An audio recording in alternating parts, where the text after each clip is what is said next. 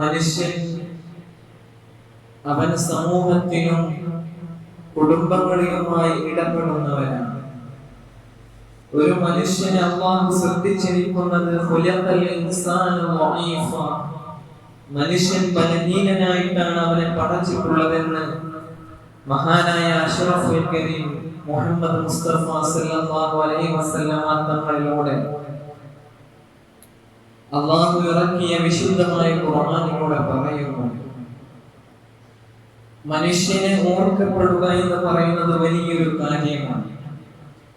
ഒരാൾ മരിച്ചതിന് ശേഷവും അയാൾ ഓർക്കപ്പെടുന്നുണ്ടെങ്കിൽ, നല്ല കാര്യങ്ങളുടെ മേൽ ഓർക്കപ്പെടുന്നുണ്ടെങ്കിൽ, അത് ആ മനുഷ്യൻ ഈ ജീവിതകാലത്ത് ചെയ്ത നല്ല കാര്യങ്ങളുടെ നന്മകളുടെ ഫലമായിട്ടാണ് എന്ന് നമുക്ക് കണക്കാക്കപ്പെടാൻ സാധിക്കും. കാലം എത്ര കഴിഞ്ഞാലും ഓർക്കപ്പെടാതെ വിസ്മരിച്ചു പോകുന്ന എത്രയോ ആളുകളുണ്ട്. എന്നാൽ ചെറിയ കാലങ്ങൾ കൊണ്ട് ലോകത്തിന് മുഴുവൻ ലോകാവസാനം വരെ ഓർക്കപ്പെടാനുള്ള നന്മകൾ ചെയ്തു പോയ ഭാഗ്യവാന്മാരെ നമ്മൾ കാണാറുണ്ട്. എന്റെ പ്രിയപ്പെട്ടവരെ, അവരെ ഓർക്കപ്പെടാനുള്ള പ്രധാന കാരണം അവരിലുള്ള സൽസ്വഭാവമാണ്. ആ മനുഷ്യന്മാർ ഇവിടെ നേടിയെടുത്ത, മനുഷ്യരോട് ഇടപഴകിയ, തന്റെ കുടുംബങ്ങളിൽ വെച്ച് പുലർത്തിയ നല്ല കാര്യങ്ങളാണ് അവർ ഖബറിലായിരുന്നിട്ടും അവരെ ഓർക്കപ്പെടാനുള്ള നല്ല കാര്യമായി മനുഷ്യന്മാർ ചിന്തിച്ചു പോകാറുള്ളത്. മഹാനായ അഷ്റഫുൽ ഖൽഖ് മുഹമ്മദ് മുസ്തഫ സല്ലല്ലാഹു അലൈഹി വസല്ലമ തങ്ങൾ ഒരു സദസ്സിൽ ഇങ്ങനെ ഇരിക്കുമ്പോൾ അവിടെ സ്വഹാബികളുടെ ഇടയിലൂടെ ഇരിക്കുന്ന സമയത്ത് ഒരു മയ്യിത്ത് കടന്നുപോയി. ആ സമയത്ത് മഹാനായ റസൂൽ സല്ലല്ലാഹു അലൈഹി വസല്ലമ തങ്ങൾ ആ സമയത്ത് പറഞ്ഞു, വജബത്, ആ മനുഷ്യന് നിർബന്ധമായി എന്നാണ്. അപ്പോൾ സ്വഹാബികൾ ചോദിച്ചു, യാ റസൂലല്ലാഹ്, ഈ മനുഷ്യന് വജബത് എന്ന് പറഞ്ഞപ്പോ എന്താണ് നിർബന്ധമായത്? ആ സമയത്ത് പറഞ്ഞു, വജബത് ലഹുൽ ജന്ന, ആ മനുഷ്യന് സ്വർഗ്ഗം നിർബന്ധമാണ്. എങ്ങനെയാണ് സ്വർഗ്ഗം നിർബന്ധമായി എന്ന് പറഞ്ഞത്? ആ മനുഷ്യൻ ഈ ലോകത്ത് നിന്ന് മരിക്കുമ്പോ ജനങ്ങൾക്ക് മുഴുവൻ പറയാനുള്ളത് നല്ല കാര്യങ്ങളാണ്, നന്മകളാണ്, അയാളുടെ പരിശുദ്ധിയാണ്, സൽക്കർമ്മങ്ങളാണ്. അങ്ങനെ ഒരാൾ ഈ ലോകത്ത് നിന്ന് മരിച്ചു പോയാൽ വജബത് ലഹുൽ ജന്ന, ആ മനുഷ്യന് സ്വർഗ്ഗം നിർബന്ധമായി എന്ന് മഹാനായ അഷ്റഫുൽ ഖൽഖ് മുഹമ്മദ് മുസ്തഫ. എന്റെ പ്രിയപ്പെട്ടവരെ, നമ്മളൊക്കെ നിരന്തരം ദിവസേന പല ആളുകളോടും ഇടപെടാറുണ്ട്, പലരോടും ഇടപഴകാറുള്ളവരാണ്. നമ്മൾ ഒരു ആത്മവിചിന്തനം നടത്തണം. നമ്മൾ മരിച്ചു പോയാൽ നമ്മെ കുറിച്ച് നല്ലത് പറയാൻ ഇവിടെ ആളുകൾ ഉണ്ടാവുമോ? അതിനാണ് നമ്മൾ ഇവിടെ നല്ല കാര്യങ്ങൾ ചെയ്യേണ്ടത്.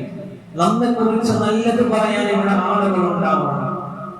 ആകാശങ്ങൾ കരയണം, ഭൂമി കരയണം, ഈ നാട് മൊത്തം നമ്മെ കുറിച്ച് നല്ലത് പറയാനുള്ള സൽക്കർമ്മങ്ങൾ നമ്മൾ ഉണ്ടാക്കി വെക്കണം. അത് ആളുകളുമായി ഇടപഴകുമ്പോൾ, നമ്മുടെ സംസാരങ്ങളിലൂടെ, നമ്മുടെ പ്രവൃത്തിയിലൂടെ, നമ്മുടെ ഇടപെടലിലൂടെയാണ്.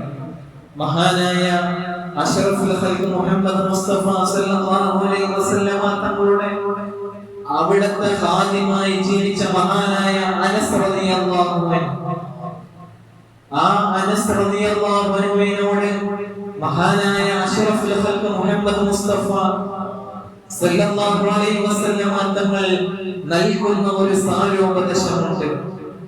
നബി തങ്ങൾ പറയുന്നുണ്ട്, യാ ബുനയ്യ, കുഞ്ഞുമോനെ അനസേ, ഇൻ ഖദർത അൻ തുസ്ബിഹ വ തുംസിയ വലൈസ ഫീ ഖൽബിക ഇശ്ശുൻ.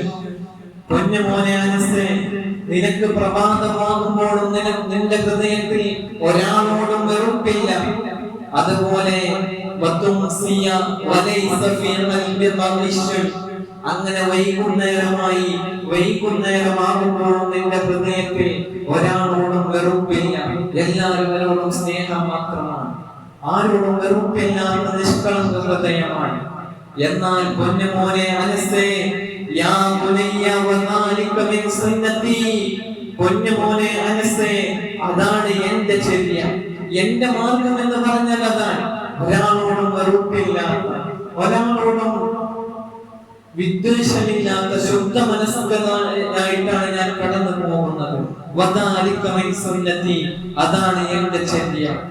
അതുകൊണ്ട് വമൻ നഹ്യാ സുന്നതി, ആരെങ്കിലും എന്റെ ഈ ചര്യയെ ജീവിപ്പിച്ചാൽ ഫഖദ് അഹബ്ബനി, അവൻ എന്നെ ഇഷ്ടപ്പെട്ടതുപോലെയാണ്. വമൻ അഹബ്ബനി, എന്നോട് ഒരാൾ പ്രിയം വെച്ചാൽ കാന മഈ ഫിൽ ജന്ന, അവൻ എന്നോടൊപ്പം സ്വർഗ്ഗത്തിലാണെന്ന് മഹാനായ അഷ്റഫുൽ ഖൽഖ് മുഹമ്മദ് മുസ്തഫ സല്ലല്ലാഹു അലൈഹി വസല്ലം. എന്റെ പ്രിയപ്പെട്ടവരെ, ഒരാളോട് ഹൃദയത്തിൽ വെറുപ്പില്ലാത്ത, വിദ്വേഷമില്ലാത്ത ഒരു നിഷ്കളങ്കമായ ഹൃദയമാണോ നമ്മുടേതെങ്കിൽ നബി തങ്ങൾ പറയുന്നു കാന മഈ ഫിൽ ജന്ന, ഞാനും ആ മനുഷ്യനും സ്വർഗ്ഗത്തിൽ ഒരുമിച്ചായിരിക്കുമെന്ന് മഹാനായ അഷ്റഫുൽ ഖൽഖ് മുഹമ്മദ് മുസ്തഫ സല്ലല്ലാഹു അലൈഹി വസല്ലം. അതുകൊണ്ട് എന്റെ പ്രിയപ്പെട്ട സഹോദരങ്ങളെ, നമുക്കൊക്കെ മർമ്മപ്രധാനമായി വേണ്ട കാര്യമാണ് നല്ല സ്വഭാവം. നബി തങ്ങളോട് ചോദിച്ചു, യാ റസൂലല്ലാഹ്, അല്ലാഹുവിന്റെ റസൂലേ, ജനങ്ങൾ അധികവും സ്വർഗ്ഗത്തിൽ പ്രവേശിക്കാനുള്ള കാരണം എന്താണ്? ആ സമയത്ത് മഹാനായ പ്രവാചകൻ പറഞ്ഞു, തഖ്വല്ലാഹി വ ഹുസ്നുൽ ഖുൽഖ്, നല്ല സ്വഭാവവും അതുപോലെ തഖ്വയുമാണ് മഹാനായ അഷ്റഫുൽ ഖൽഖ് മുഹമ്മദ് മുസ്തഫ. അതിനപ്പുറം ജനം ചോദിച്ചു നബി തങ്ങളോട്, യാ റസൂലല്ലാഹ്, എന്താണ് നബിയെ ജനങ്ങളിൽ അധികവും നരകത്തിൽ പ്രവേശിക്കാൻ കാരണം? ആ സമയത്ത് പറഞ്ഞു, അൽഫമു, അവന്റെ വായയാണ്. മറ്റൊന്ന് പറഞ്ഞത് വൽ ഫർജ്, അവന്റെ ഗുഹ്യസ്ഥാനമാണ്. നോക്കൂ നിങ്ങൾ, അനാവശ്യ സംസാരം നമ്മളൊക്കെ സംസാരിക്കുന്നവരാണ്. പക്ഷെ അത് പലപ്പോഴും അനാവശ്യമായ വിവാദങ്ങൾ, ചർച്ചകൾ, വാഗ്വാദങ്ങൾ, അതുവഴി കുടുംബ പ്രശ്നങ്ങളായി, തമ്മിൽ തെറ്റലായി, അങ്ങനെ എത്രയെത്ര പ്രശ്നങ്ങളാണ് നിലവിൽ നമ്മൾ കേട്ടുകൊണ്ടിരിക്കുന്നത്. ആ സമയത്താണ് മഹാനായ അബൂബക്കർ സിദ്ദീഖ് റളിയല്ലാഹു അൻഹുവിന്റെ ചരിത്രം നമ്മൾ പഠിക്കേണ്ടത്.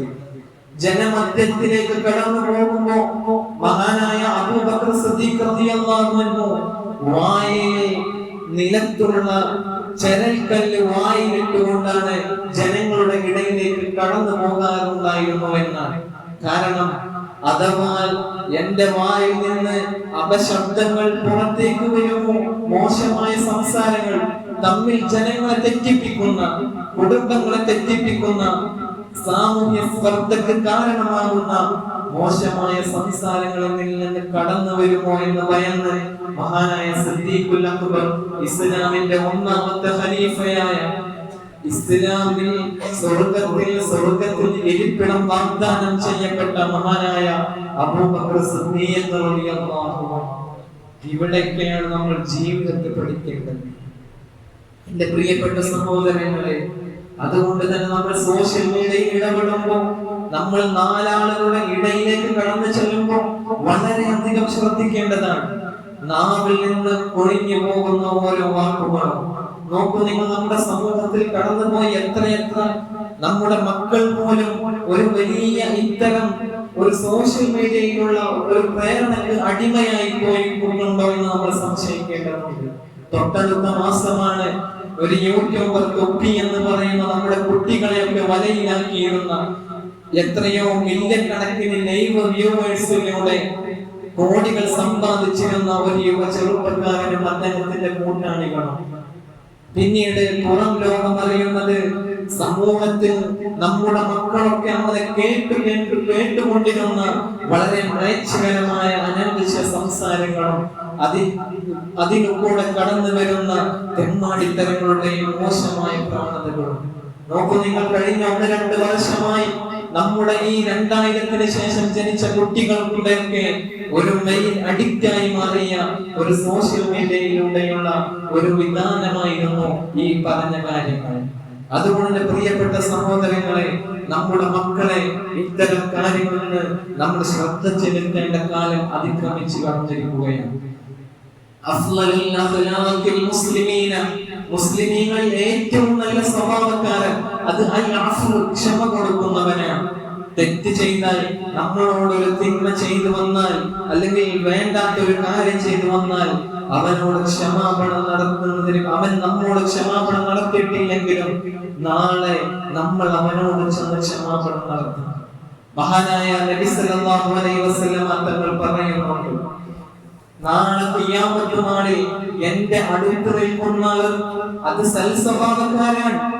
എന്റെ ഏറ്റവും അടുത്ത് നിൽക്കുന്നത് സൽസ്വഭാവക്കാരാണ്. എന്നോട് ഏറ്റവും വിട്ടു നിൽക്കുന്നത് അത് സൽസ്വഭാവമില്ലാത്തവരുമാണെന്ന് മഹാനായ അഷ്റഫുൽ ഖൽഖ് മുഹമ്മദ് മുസ്തഫ. എന്റെ പ്രിയപ്പെട്ടവരെ, അതുകൊണ്ട് അതിലേക്കുള്ള ഏറ്റവും വലിയ മാർഗമാണ് നാവ് എന്ന് പറയുന്നത്. ഇന്നത്തെ സോഷ്യൽ മീഡിയയാണ്, നമ്മുടെ കൈകളാണ്, നമ്മുടെ വായയാണ്. ഇതൊക്കെ കാലേ കൂട്ടി കണ്ടറിഞ്ഞാണ് 15 നൂറ്റാണ്ടുകൾക്ക് മുമ്പ് മഹാനായ അഷ്റഫുൽ ഖൽഖ് മുഹമ്മദ് മുസ്തഫ സല്ലല്ലാഹു അലൈഹി വസല്ലം തങ്ങൾ പറഞ്ഞു, അൽ മുസ്ലിം, ഒരു മുസ്ലിം എങ്ങനെയാകണം? അയാൾ മൻ സലിമൽ മുസ്ലിമൂന മിൻ ലിസാനിഹി വയദിഹി, അവന് ദേഹോപദ്രവം ഉണ്ടാവുകയില്ല, അവന്റെ നാവിൽ നിന്ന് മോശമായ സംസാരം ഉണ്ടാവുകയില്ല. അവനാണ് അൽ മുസ്ലിം, യഥാർത്ഥ മുസ്ലിം എന്ന് 15 നൂറ്റാണ്ടുകൾക്ക് മുമ്പ് അഷ്റഫുൽ ഖൽഖ് മുഹമ്മദ് മുസ്തഫ. അതുകൊണ്ട് എന്റെ പ്രിയപ്പെട്ടവരെ, മഹാനായ പ്രവാചകൻ പറയുന്നുണ്ട്, ഒരാളിൽ സൽസ്വഭാവമുണ്ട് എന്ന് എങ്ങനെയാണ് നമ്മൾ മനസ്സിലാക്കുക? അല്ലെങ്കിൽ നമ്മളിൽ സൽസ്വഭാവമുണ്ട് എന്ന് നമ്മൾ എങ്ങനെയാണ് മനസ്സിലാക്കുക? അത് 3 കാര്യങ്ങളിലൂടെയാണ്. അതിലൊന്നാമതായി നബി സല്ലല്ലാഹു അലൈഹി വസല്ലം തങ്ങൾ പറഞ്ഞു, അന്യായം ചെയ്തവനോട് മാപ്പ് കൊടുക്കുക. നമ്മളോട് അന്യായമായി വന്നവനോട് മാപ്പ് കൊടുക്കാനുള്ള മനസ്സ് നമുക്കുണ്ടോ? നമ്മൾ സൽസ്വഭാവികൾപ്പെട്ടവനാണ്. എന്റെ പ്രിയപ്പെട്ടവരെ, മഹാനായ യൂസുഫ് നബി അലൈഹിസ്സലാം, അദ്ദേഹത്തിന്റെ 10 സഹോദരന്മാർ കിണറ്റിലെറിഞ്ഞ് അങ്ങനെ അവിടെ നിന്ന് അടിമയായി പിന്നീട് പ്രവാചകന്റെ ദൗത്യത്തിലേക്ക് കടന്നു വന്ന് പിന്നീട് ഒരു രാജാവായി മാറിയപ്പോ, നമുക്കറിയാം, ഭരണാധികാരിയായി മാറിയപ്പോ ആ 10 സഹോദരന്മാരും ആ നാട്ടിൽ ക്ഷാമം അനുഭവപ്പെട്ടപ്പോ അരി മേടിക്കാൻ വന്നപ്പോഴും തനിക്കറിയാമായിരുന്നു തന്നെ കിണറ്റിലെറിഞ്ഞ് കൊലപ്പെടുത്താൻ ശ്രമിച്ച തന്റെ സഹോദരന്മാരാണ് മുന്നിൽ കടന്നു വന്നിട്ടുള്ളതെന്ന്. ആ സമയത്തും അവരോട് വാപ്പയുടെ കാര്യം അന്വേഷിച്ച് സുഖാന്വേഷണം നടത്തി അവർക്കുള്ള ആ മാസത്തെ എല്ലാവിധ ഭക്ഷണ സാമഗ്രികൾ കൊടുത്ത് യാത്രയാക്കിയ മഹാനായ യൂസുഫ് നബി അലൈഹിസ്സലാമിനെയാണ് നമ്മൾ, എന്റെ പ്രിയപ്പെട്ടവരെ, ഓർക്കപ്പെടേണ്ടത്. നമ്മുടെ കുടുംബങ്ങളിൽ, ബന്ധങ്ങളിൽ നമുക്ക് വിള്ളൽ സൃഷ്ടിക്കുന്നവരുണ്ടാകും. പക്ഷെ അവരോട് എങ്ങനെയാണ് പെരുമാറേണ്ടതെന്ന് മഹാനായ യൂസുഫ് നബി അലൈഹിസ്സലാത്തു വസ്സലാമിന്റെ ജീവിതം പറഞ്ഞു തരികയാണ്.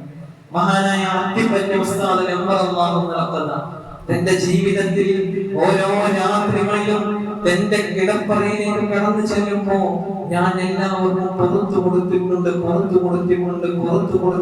എന്ന് ആ തന്റെ കിടപ്പറയിൽ നിന്ന് കേൾക്കാമായിരുന്നുവെന്ന് അവിടുത്തെ ഹാദിമീങ്ങൾ പറയാറുണ്ട്. എന്റെ പ്രിയപ്പെട്ടവരെ, എല്ലാവർക്കും ക്ഷമ നൽകുന്ന മനസ്സ് നമുക്കുണ്ടോ? നമ്മൾ സൽസ്വഭാവികൾപ്പെട്ടവരാണ്. രണ്ടാമത് പറഞ്ഞു, നിനക്ക് നൽകാത്ത ഒരു കാര്യം ചെയ്യാൻ പറഞ്ഞാൽ അത് നിനക്ക് നൽകിയിട്ടില്ലെങ്കിലും നിനക്കുള്ള കാലത്ത് അവർക്ക് കൊടുക്കാനുള്ള മനസ്സുണ്ടാവുക. മൂന്നാമത് പറഞ്ഞത് പ്രവാചകൻ സല്ലല്ലാഹു അലൈഹി വസല്ലം, ബന്ധം മുറിച്ചവരോട് നീ അങ്ങോട്ട് ചെന്ന് ബന്ധം സ്ഥാപിക്കുക. ഇതൊക്കെ വലിയ കാലഘട്ടത്തിന്റെ ദൗത്യമാണ്. നോക്കൂ നിങ്ങൾ, ഇന്ന് എത്ര കുടുംബങ്ങളാണ് തെറ്റിയിട്ടുള്ളത്. ആ മക്കൾക്ക് പോലും അറിയില്ല എന്തിനാണ് ഞങ്ങൾ തെറ്റിയിട്ടുള്ളത്. ഏതോ കാലത്ത് തന്റെ പിതാക്കന്മാർ, തന്റെ മാതാക്കൾ മുറിച്ച ബന്ധമാണ് ആ പിതാക്കന്മാർ വഴിയും ആ മക്കൾ വഴിയും പേരപിതാക്കൾ വഴിയും